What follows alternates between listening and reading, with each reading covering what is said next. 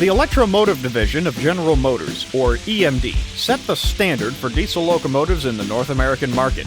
EMD has been credited as the company that put the final nail in the coffin for steam power with the FT diesel locomotive.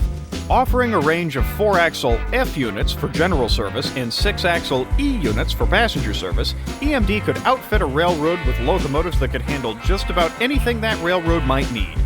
In early 1940, however, the Chicago, Rock Island, and Pacific Railroad requested something a little different.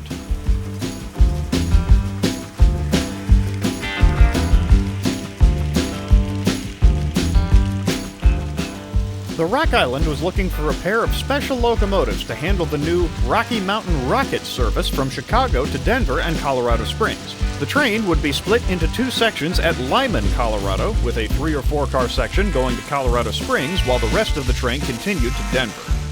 The Rock Island wanted the train to have a unified, streamlined look and didn't want the gap in the streamlining that would result if a regular pair of E units were coupled together on the front of the train. Thus, in June of 1940, EMD delivered 2 of these, the AB6 locomotives.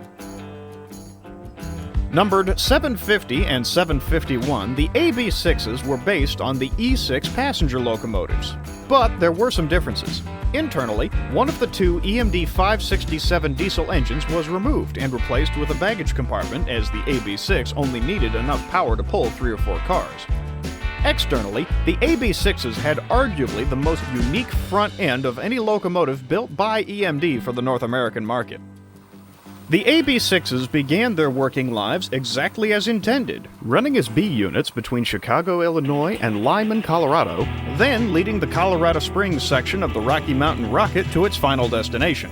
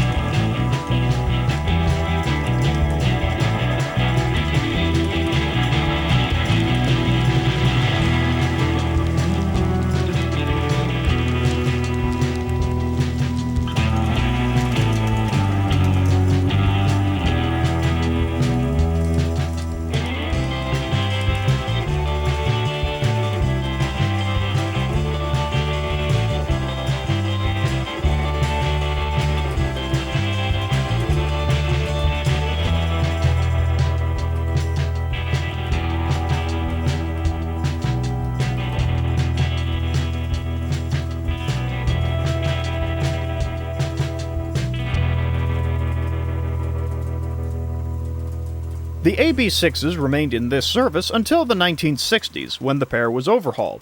The second diesel prime mover was installed, bringing the AB6s more in line with a typical E6, at least internally.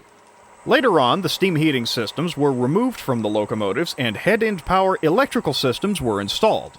The AB6s were then reassigned to commuter service in and around the Chicago area.